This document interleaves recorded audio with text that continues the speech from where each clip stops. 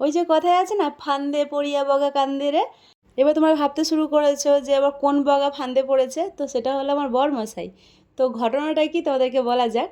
তো যখন আমরা চতুর্থীর দিন ঠাকুর দেখতে এসেছিলাম তালা প্রত্যয় সন্ধেবেলা, তো আমার তখন ছেলে প্রচুর বায়না করছিল, প্রচুর মানে প্রচুর, অনেকবার ওর বাবাকে বলেছে যে আমাকে একটু মেলায় ঘুরিয়ে দাও। আর আমার বর ভেবেছে ঠিক আছে আমার যখন ইচ্ছা হবে একদিন নিয়ে চলে আসবো। আমার বর তো বুঝতে পারে না যে আমার ছেলেকে দেখতে শান্ত হলেও, না না এটাই কিন্তু সত্যি কথা, আমার ছেলে কিন্তু শুধু হাতে পায় না, আমার ছেলে সব দিক দিয়ে শান্ত। কিন্তু মাথায় যদি একটা কোনো প্রকার ঢুকে যায় যে আমি এই জিনিসটা এই কাজটা করব বা এই জিনিসটা কিনবো, ব্যাস ওটা যতক্ষণ না কিনতে পারবে, যতক্ষণ না এই কাজটা করতে পারবে, ততক্ষণ মনে ওর ঘুম হয় না, ওর খিদে পায় না, মানে কেউ মানে ওটা আলাদাই দেশে চলে যায়।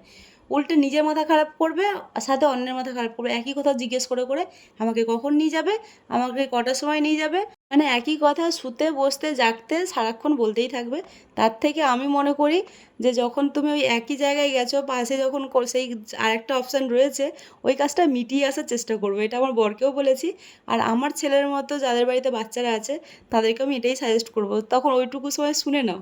কারণ পরে যখন ওই তোমাদের নাওয়া খাওয়া বন্ধ করে দেবে তার থেকে মনে হয় ওই কাজটা করা ভালো। মেলা মানে বাচ্চারা একটু বায়না করবে, এটাই স্বাভাবিক, কিন্তু আমার ছেলে কী যে করে ভাই রে ভাই, মাঝে মাঝে আমি বিরক্ত হয়ে যাই, লাস্টে আমি ওকে বকা দেন যে তুই চুপ করবি হ্যাঁ কি না। তখন ওর বাবা বলছে যে দূর সেদিনকে ঠাকুর দেখতে এসেছিলাম, দেখিয়ে দিলেই আমার ঝামেলা মিটে যেত, বেকার বেকার মেলার জন্য আলাদা করে আসতে হতো না। আমার বললাম বেশি চালাকি করতে নেই, সেদিনকে আমিও অনেকবার বলেছিলাম যে ঘুরিয়ে দাও। আর এদিকে আমার ছেলে ইশারা করে আমাকে কিছুটা বলছে। তো আমি বলছি দেখ বাবাই আমি কিন্তু এই নাগরদোলায় চড়তে পারবো না। বলছি তোমাকে চড়তে বলছি না, তুমি আমাকে টিকিট দাও। আমি না শুনে অবাক হয়ে গেছি, কারণ ও প্রথম উঠছে এই নাগরদোলাটা, ফার্স্ট টাইম উঠছে। আচ্ছা ভয়টাই পাবে বোধহয়, বলছে তুমি টিকিট দাও। তাহলে তুই গিয়ে বস, আমি দিচ্ছি ওনাদের হাতে টিকিট।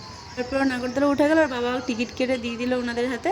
তো ছেলে নাগরদোলা উঠে এতটাই খুশি হয়েছে যে নেক্সট দিন আবার এসেছে, আর এসে প্রথমে এটাই চড়েছে, তারপরে একটা কি চড়েছে।